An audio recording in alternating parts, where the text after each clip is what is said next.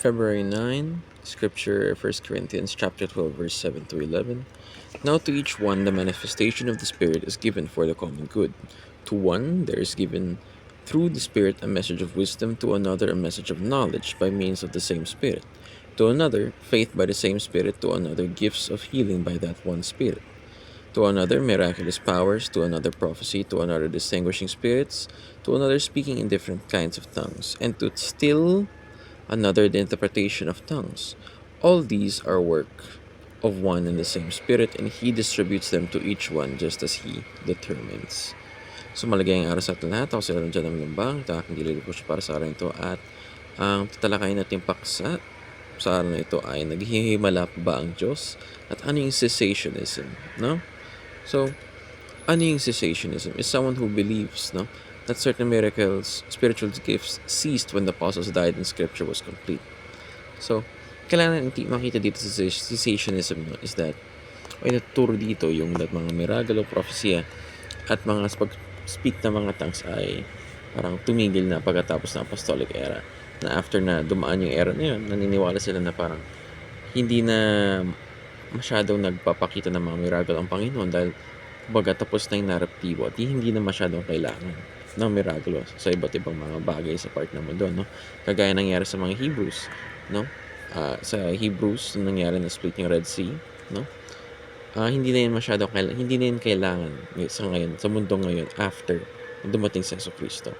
Kumbaga, may paraan na ng kaligtasan para sa atin nabigay, no? So, cessationism teaches that miracles, prophecies, and mga tongues ceased after that era talaga. Na after the apostles, after their scripture was complete, dahil it is no longer necessary.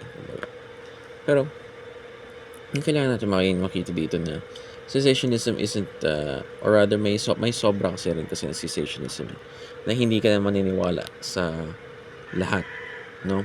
Yung extreme belief na hindi ka naniniwala na may nangyari mang miragulo na in this modern world, no? Na parang may cancer, biglang nawala. May may mga cases na ganun, bigla na nawala, suddenly healed.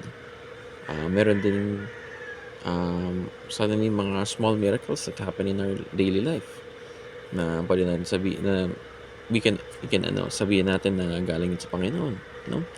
So, this can be an extreme practice rin na para sa paniniwala na hindi ka naniniwala na, or rather, kinakahon mo yung Diyos na hindi na niya na ginagawa yun.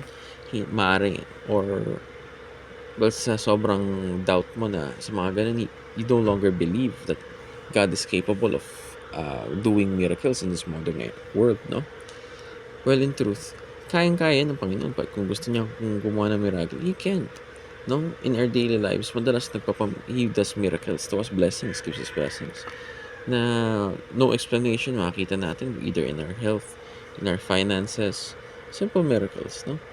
So, yun yung extreme talaga.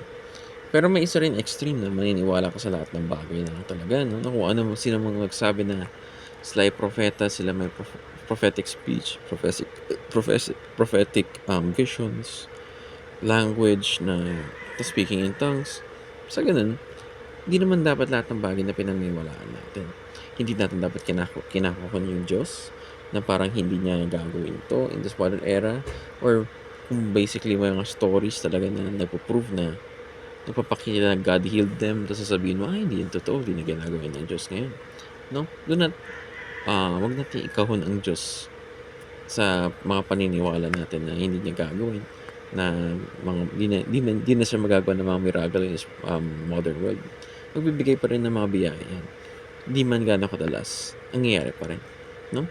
And we have to be cautious of modern day apostles and prophets na nagsasabi sila na I can see the future na may prophet ako ng Diyos. Isa rin akong bagong apostol ng Diyos, no? We do not have to, even as believers and as followers of Jesus Christ, hindi naman lahat na nagsasabi rin na ganun din sila ay totoo nga, no? Madaming false teachers, madaming false prophets. So, be cautious, no? And basically manage your beliefs. I-balance natin yan. Hindi tayo dapat nagiging naniniwala sa cessationism buong buo. Hindi rin dapat tayo naniniwala na lahat na nagsasabi ng nakakawasan ng mirakulo through the Holy Spirit o himala through the Holy Spirit ay totoo rin. It is a balance. So yun lamang. Salamat po sa pakikinig at mabuhay.